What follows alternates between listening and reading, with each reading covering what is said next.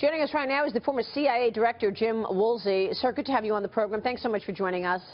Good to be with you. First, talk to us about what's going on this morning in Berlin, as you can speculate, in terms of what process is underway in finding this individual. Obviously, yesterday they had somebody else in custody. That person has been let go. Now they're focused on this ID that was found in the truck. Right.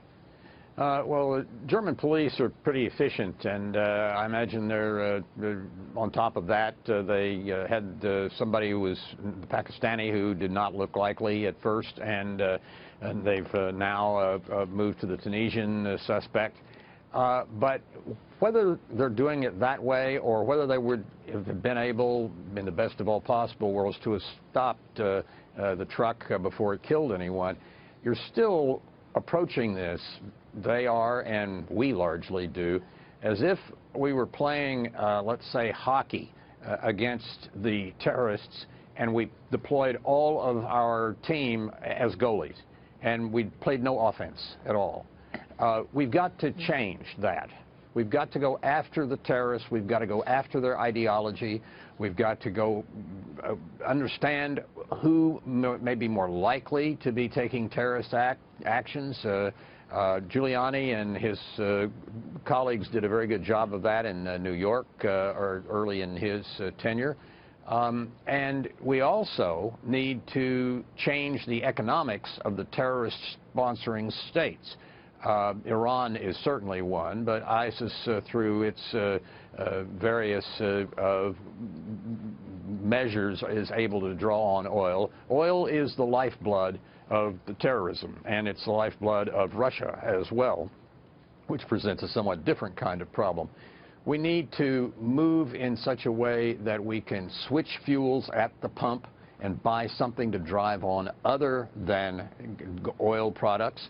And we need to take used and essentially waste carbon dioxide, and instead of just storing it somewhere, turn it into something useful and profitable, like chemicals. We need to take those steps in order to affect the economics of the terrorist-sponsoring states, and we are not doing that really at all. So are you saying that one of an important tool in terms of getting our arms around the terrorists is driving prices lower, oil prices lower? Yes, and not just oil prices, but prices of a substitute for oil as well, like, let's say, methanol with an M, wood alcohol. Look, here, I think this is an analogy that works for me anyway. Suppose we turn oil into salt. Salt for thousands of years was the most precious substance in the world. You're the salt of the earth in the Bible means you're valuable, not that you're cheap. It's the only way to preserve meat. Countries went to war over salt mines until the coming of freezers and ice boxes and so forth at the end of the 19th century. And all of a sudden, frozen and thawed meat tasted a lot better than meat that had been soaked in salt brine, and so the price of salt plummeted. We want to do that to oil. You don't bar people from using oil products. They can do it. It's just that we need to be able to make its competitors cheaper. Jim, it's Mike Murphy. I agree with you, your points about taking the fight to the terrorists, to the radical Islamic terrorists out there. But soft targets, like what we just saw in Berlin, can we ever fully protect ourselves, or what can we do to protect ourselves right now?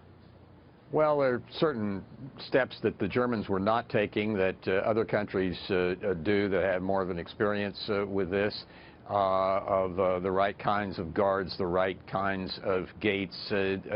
All of those things are useful, and there's a chance some of them may stop some terrorist acts. But that's your goalie. That's right at the point where something may score against you.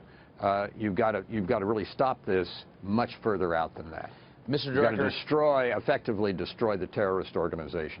Mr. Director, it's Tony Saig. Thank you for being with us. You mentioned two very big threats to us. One is the rising Shia hegemon in Tehran, which now controls 4 Arab capitals. Their terror is done mostly through Hezbollah and the financing of other sponsors of terror and proliferators of terror. You also then have radical Islamic terror through ISIS and the Sunni radicals, who, by the way, don't like each other either. But in your assessment, who are the bigger threats to us today?